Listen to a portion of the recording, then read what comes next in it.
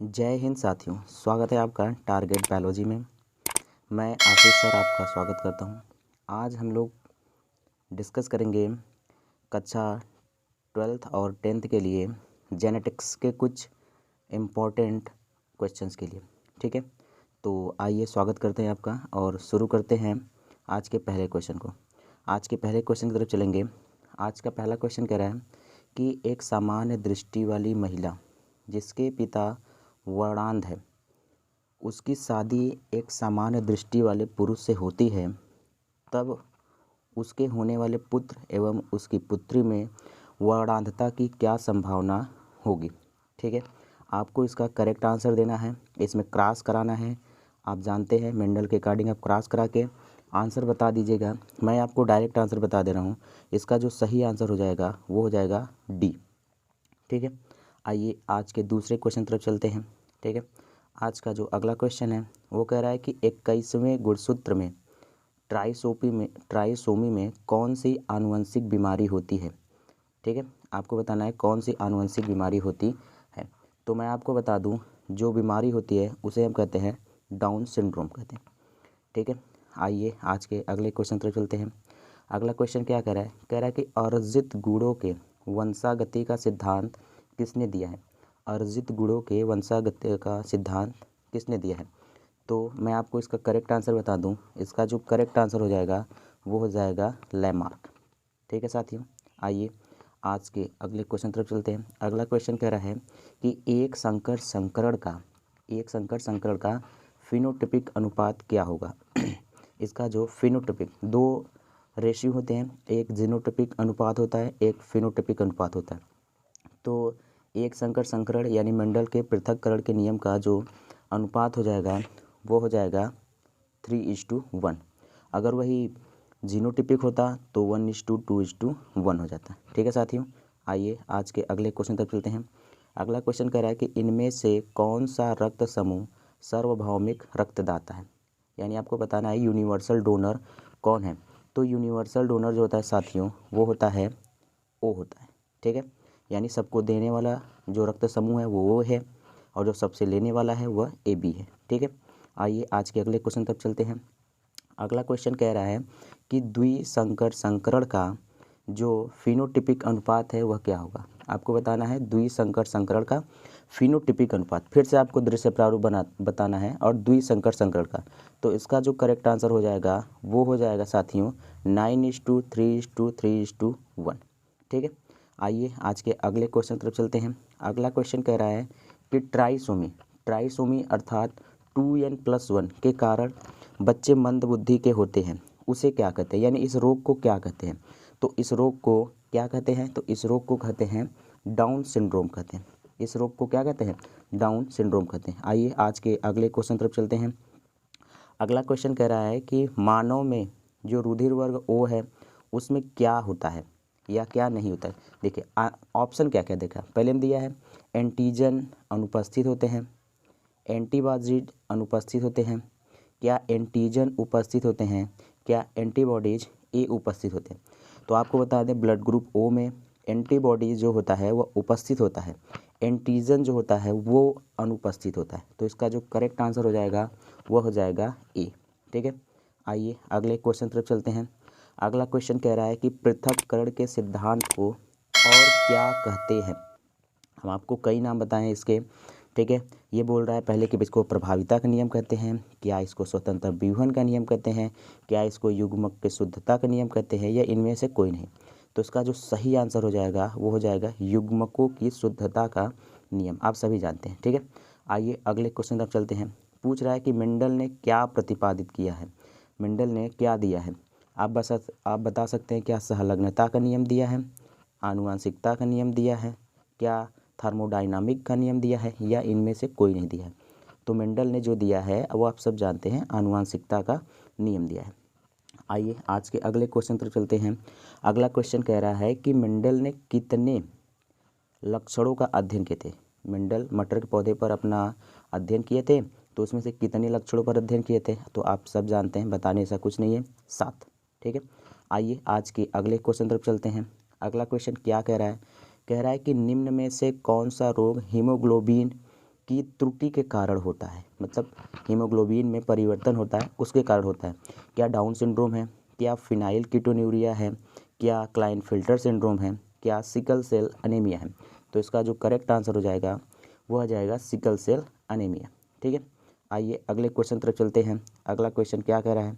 अगला क्वेश्चन कह रहा है कि मनुष्य यानी पुरुष में गुणसूत्र की संख्या है, पुरुषों में गुणसूत्रों की संख्या क्या होती है?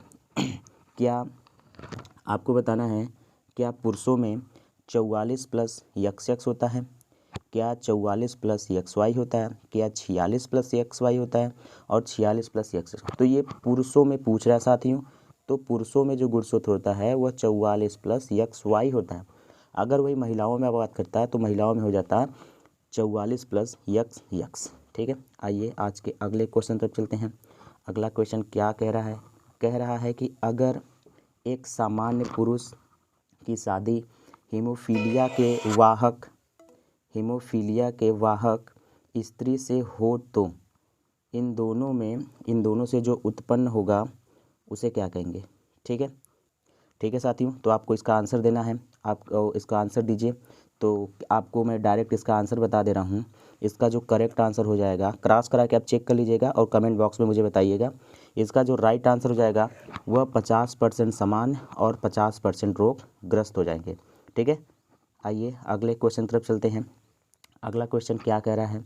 कह रहा है कि मेंडल ने लक्षणों की वंशागति पर कार्य कब प्रकाशित कराया, यानी अपना जो नियम है उन्होंने कब प्रकाशित किया था? तो इसका जो राइट आंसर हो जाएगा वो हो जाएगा 1865 में। ठीक है साथियों, आइए आज के अगले क्वेश्चन तरफ चलते हैं। अगला क्वेश्चन कह रहा है कि कानों पर बालों की बहुलता का जीन पाया जाता है, यानी जो कानों पर, यानी जो लिंग, यह भी एक लिंग संलग्न रोग है। तो मैं आपको बता दूं यह रोग पुरुषों में होता है और इसके जो जीन होते हैं वो पुरुषों के Y गुणसूत्र पर पाए जाते हैं। ठीक है, अगर वो X क्रोमोसोम पर हम बात करें तो X क्रोमोसोम पर हीमोफीलिया और वर्णांधता होते हैं। ठीक है साथियों, आइए अगले क्वेश्चन तरफ चलते हैं। अगला क्वेश्चन क्या कह रहा है? तो अगला क्वेश्चन कह रहा है कि यदि पिता का रक्त समूह O तथा माता का रक्त समूह AB हो तो उसके बच्चों में किस प्रकार के रक्त समूह हो सकते हैं? आपको क्रॉस करा के इसका आंसर देना है। मैं डायरेक्ट इसका आंसर बता दे रहा हूँ। इसका आंसर जो होगा वह A और B होगा। ठीक है, आइए अगले क्वेश्चन तरफ चलते हैं।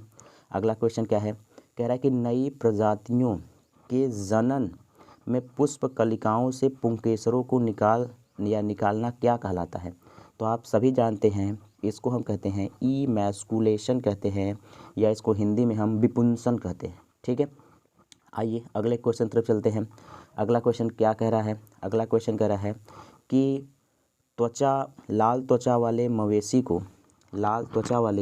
मवेशी को जब सफ़ेद रंग वाले से क्रॉस कराया गया तो F1 पीढ़ी में मवेशियों का रंग चितकाबर या रोन हो गया, तो यह किसके द्वारा प्रदर्शित करता है? तो आपको बताना है, क्या सहप्रभाविता के द्वारा होता है, क्या पूर्ण प्रभाविता के द्वारा होता है, क्या अपूर्ण प्रभाविता या सहलग्नता? तो इसका जो सही आंसर हो जाएगा वह हो जाएगा सहप्रभाविता, क्योंकि यहाँ पे जो दोनों जीन होते हैं वह समान रूप से एक दूसरे के लिए प्रभावी होते हैं। ठीक है, आइए अगले क्वेश्चन तरफ चलते हैं। अगला क्वेश्चन कह रहा है कि मेंडल के सिद्धांतों को दोहराने वाले वैज्ञानिक कौन कौन थे? ठीक है, तो इसका जो करेक्ट आंसर हो जाएगा मैं आपको बता दे रहा हूँ कि ह्यूगो डिवरीज, कार्ल कोरेंस और शेरमार्क हो जाएंगे। ठीक है, आप चेक कर लीजिएगा। अगला क्वेश्चन है, मिलानिन द्रव्य की अनुपस्थिति में दशा उत्पन्न होती है। आप सभी जानते हैं मिलानिन नामक जो रंगा पदार्थ होता है, इससे हमारा कलर डिसाइड होता है। तो आपको बताना है कि इससे होने वाला रोग क्या होगा। तो इससे जो होने वाला रोग है मैं आपको बता दे रहा हूँ, उसे हम कहते हैं रंजकहीनता कहते हैं। ठीक है, एल्बिनिज्म होता है। ठीक है, आइए अगले क्वेश्चन तरफ चलते हैं। अगला क्वेश्चन क्या कह रहा है? कह रहा है कि मेंडल अपने प्रयोगों में सफल हुए क्यों? बताइए। मैं आपको बता दूं, डायरेक्ट आंसर मैं बता दे रहा हूं, क्योंकि उन्होंने मटर के पौधे को चुना था। ठीक है, आइए आज के अगले क्वेश्चन तरफ चलते हैं। अगला क्वेश्चन क्या कह रहा है? कह रहा है कि लिंकेज यानी सहलग्नता की खोज किसने किया था? लिंकेज की खोज करने वाले जो वैज्ञानिक हैं उनका नाम है TH मॉर्गन। ठीक है, TH मॉर्गन साहब ने किया था।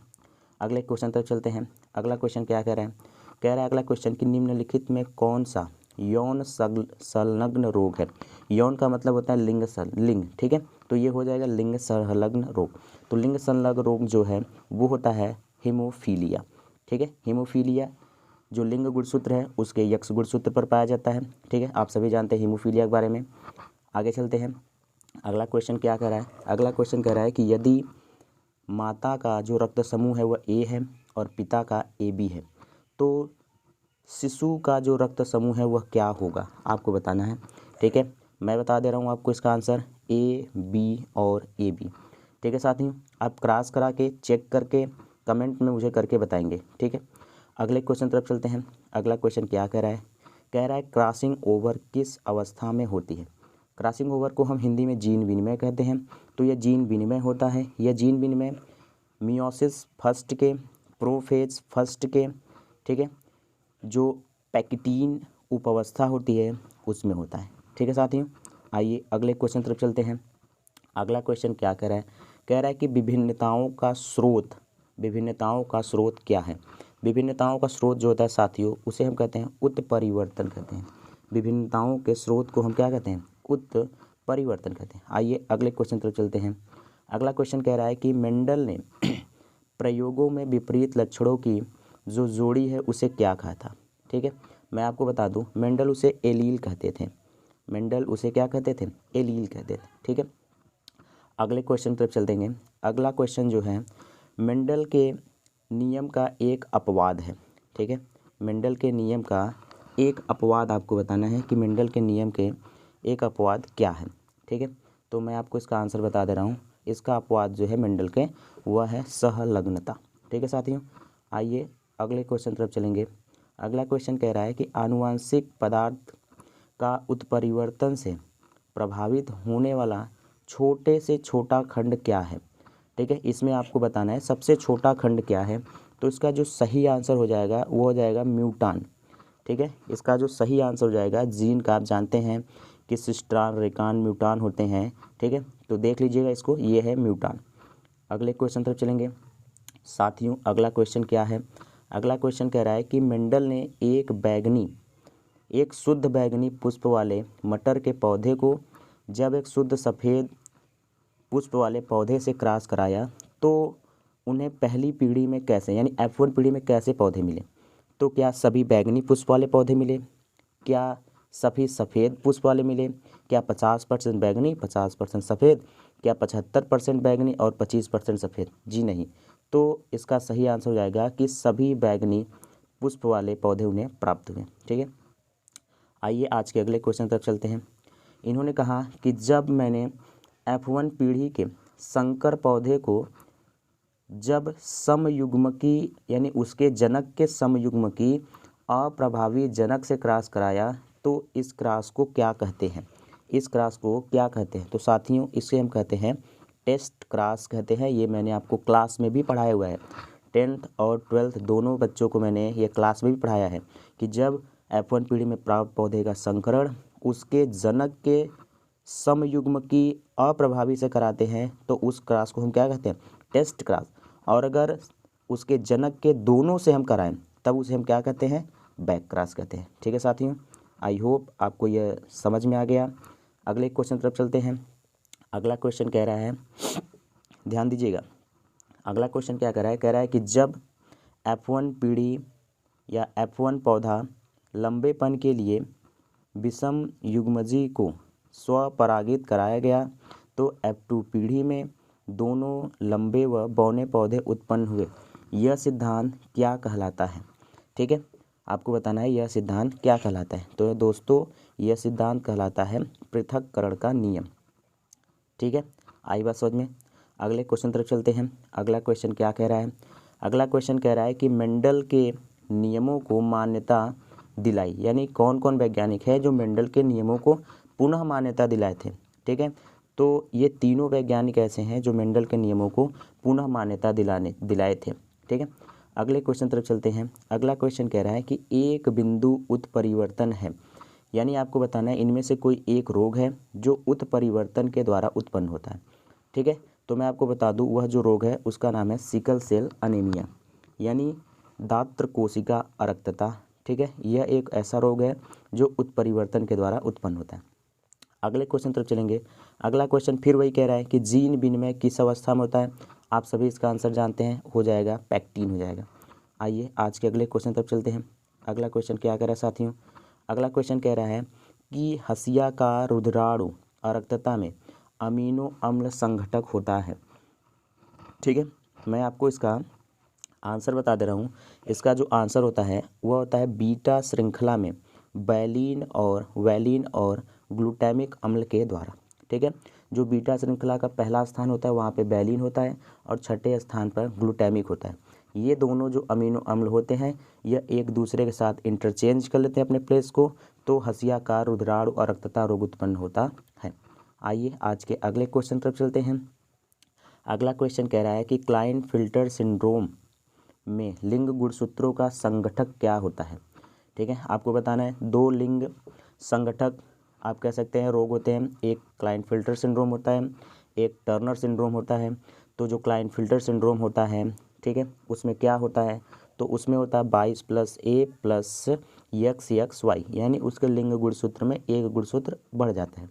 ठीक है साथियों, आपको इस क्वेश्चन का आंसर, मैं एक सवाल पूछ रहा हूँ आपसे, आपको बताना है कि क्लाइनफिल्टर जो सिंड्रोम है यह किस में होता है, पुरुष में या महिलाओं में। वैसे बहुत ही सिंपल है, आप चाहे तो हमारे क्वेश्चन में ये आंसर है, आप देखकर बता सकते हैं। ठीक है, अगले क्वेश्चन तरफ कह रहा है कि एक सामान्य स्त्री जिसके पिता वर्णांध थे उसकी शादी एक सामान्य पुरुष से होती है, तो उसके पुत्र कैसे होंगे। आपको केवल पुत्रों में बताना है, पुत्रियों में नहीं बताना है।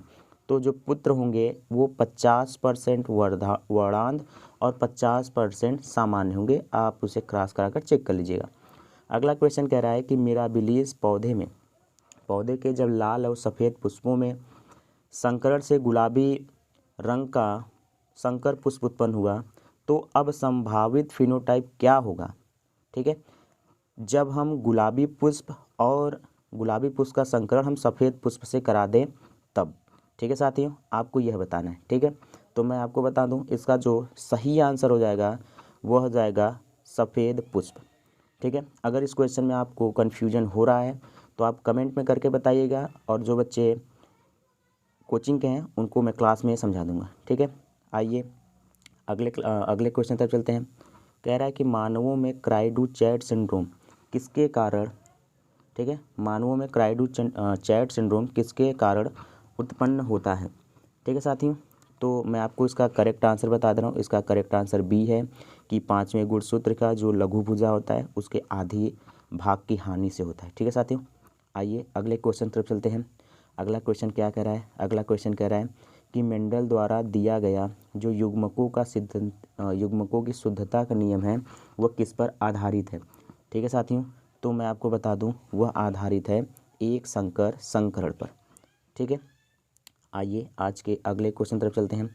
अगला क्वेश्चन क्या कह रहा है कि पूर्ण लिंकेज दिखाई देता है, यानी पूर्ण संलग्नता जो होता है वो दिखाई देता है। तो इसका करेक्ट आंसर हो जाएगा मेल ड्रोसोफिला में। ठीक है, आपको बताना है ड्रोसोफिला का जो साइंटिफिक नेम है, ठीक है, उसे क्या कहते हैं, और ड्रोसोफिला का, ठीक है, और ड्रोसोफिला को भी क्या कहते हैं। ठीक है, अगला क्वेश्चन है, अगले क्वेश्चन में आप बताना होगा कि मेंडल ने किस पौधे का चयन किया था। ठीक है, मेंडल ने किस पौधे का चयन किया था, तो इसका करेक्ट आंसर हो जाएगा गार्डन पी, यानी उद्यान मटर। ठीक है साथियों, आइए अगले क्वेश्चन तरफ चलते हैं। अगला क्वेश्चन क्या कह रहा है कि मेंडल का जो इंडिपेंडेंट असॉर्टमेंट का नियम कौन सा है। आपको बताना है क्या एकल हाइब्रिड क्रॉस है, द्विकल हाइब्रिड क्रॉस है। ठीक है, तो मैं आपको बता दूं इसका जो करेक्ट आंसर हो जाएगा वो हो जाएगा द्विकल हाइब्रिड क्रॉस। ठीक है साथियों, अगले क्वेश्चन तरफ चलते हैं। अगला क्वेश्चन क्या कह रहा है कि किसी हाइब्रिड यानी किसी संकर तथा दोनों में से किसी एक पेरेंट के बीच में क्रॉस क्या कहलाता है। ठीक है, जैसा कि मैंने अभी आपको पीछे वाले क्वेश्चन बताया था, इसको हम कहते हैं बैक क्रॉस। ठीक है साथियों, आइए अगले क्वेश्चन तरफ चलते हैं। अगला क्वेश्चन क्या कह रहा है कि जीनोटाइप का पता टेस्ट क्रॉस द्वारा किया जाता है, यह किसके किसके बीच क्रॉस होता है। ठीक है, यानी टेस्ट क्रॉस पूछ रहा है, यानी F1 पीढ़ी के हाइब्रिड तथा रेसेसिव पिता के बीच। ठीक है साथियों, आइए अगले क्वेश्चन तरफ चलते हैं। अगला क्वेश्चन क्या कह रहा है? कह रहा है कि लंबे व बौने मटर के पौधे में मोनोहाइब्रिड अनुपात 3:1 है, तो इसका जीनोटाइप अनुपात क्या होगा? तो मैं आपको बता दूं, इसका जो जीनोटाइप अनुपात होगा वह होगा कैपिटल टी स्मॉल टी का क्रॉस करा दीजिए कैपिटल टी स्मॉल टी से। ठीक है साथियों, आपको क्रॉस मिल जाएगा। ठीक है, अगले क्वेश्चन तरफ चलते हैं।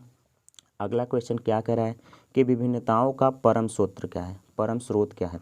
ठीक है, तो ये क्वेश्चन रिपीटेड क्वेश्चन है। ठीक है, इसको उत्परिवर्तन कहते हैं। अगले क्वेश्चन तरफ चलते हैं। अगला क्वेश्चन क्या कह रहा है? कह रहा है कि G.J. मेंडल क्या थे, यानी ग्रेगर जॉन मेंडल क्या थे? क्या ब्रिटिश पादरी थे, ऑस्ट्रियन या जर्मन? तो वो ऑस्ट्रियन थे। ठीक है, ऑस्ट्रेलियन नहीं थे, ध्यान देना, ऑस्ट्रियन थे। ठीक है, अगले क्वेश्चन तरफ चलेंगे।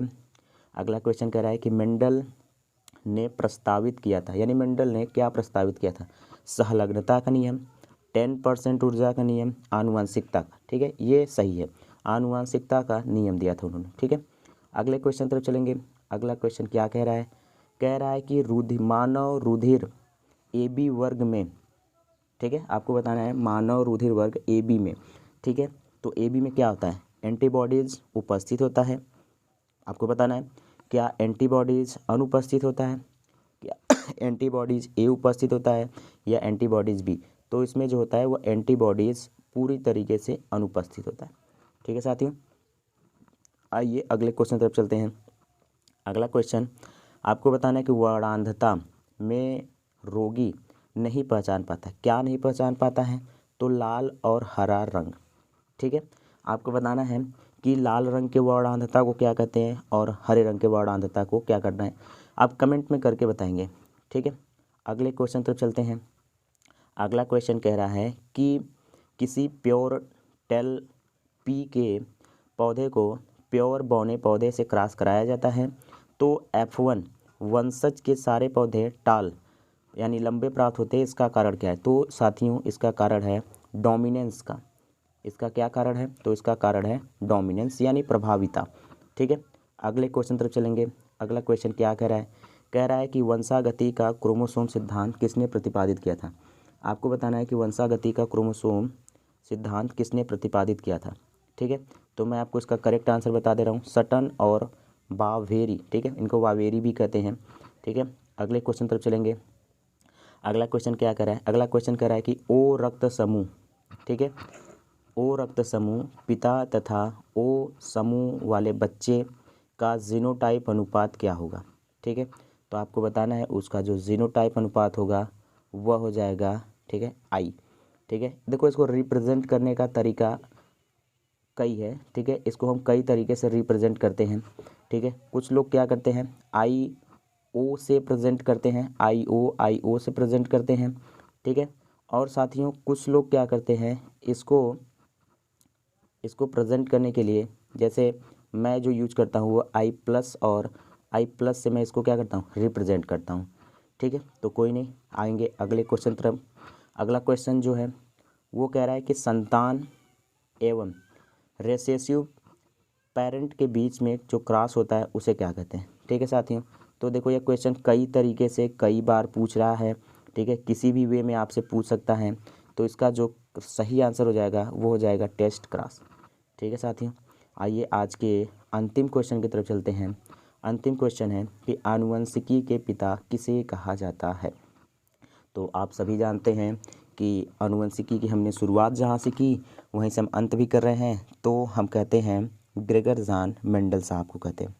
ठीक है साथियों, तो ये रहा आपके सामने 59 क्वेश्चन। ठीक है, आपको कमेंट बॉक्स में करके बताना है कि आप इसमें से कितने क्वेश्चन का आंसर दे पा रहे हैं। ठीक है, और साथियों अगर आपको वीडियो अच्छा लगा और समझ में आ रही चीज़ें तो आप चैनल को सब्सक्राइब कर लीजिए, लाइक करना मत भूलिएगा। ठीक है, सब्सक्राइब करते वक्त बेल आइकन को ऑल पे क्लिक कर दीजिएगा, जिससे हमारे वीडियो का नोटिफिकेशन सबसे पहले आपके पास पहुँचे।